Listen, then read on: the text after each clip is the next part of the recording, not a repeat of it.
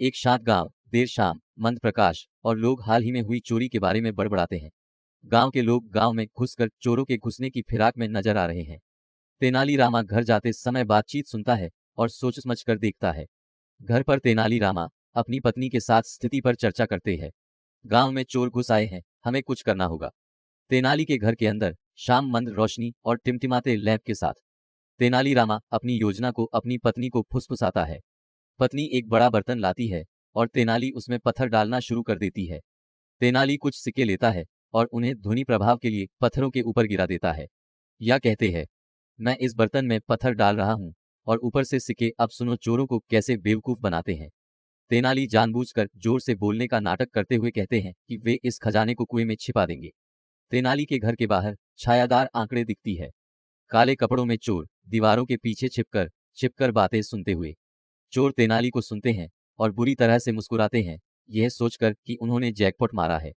वे तेनाली के सोने के बाद कुएं से खजाना चुराने के बारे में एक दूसरे से उत्साह से फुसफुसाते हैं। एक चोर कहता है, देखो इस बर्तन में बहुत सारा धन है, जब वो सो जाए तब हम इसे कुएं से निकाल लेंगे। तेनाली का आंगन और पास में एक कुआं होता है।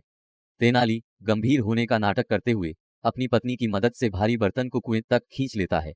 वे दोनों नाटकीय रूप से जोर से छींटे के साथ बर्तन को कुएं में गिरा देते हैं।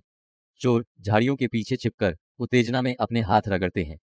तेनाली जोर से कहता है, अब कोई इसे नहीं ढूंढ पाएगा। चोर रस्सियों और बाल्टियों के साथ कुएं तक घुस जाते हैं। वे उत्साह से फुसफुसाते हैं, बर्तन को ऊपर खींचते हैं और उसके वजन के साथ संघर्ष करते हैं। जैसे ही वे इसे खोलते हैं, पत्थर बाहर निकल जाते हैं और वे चौंक जाते हैं।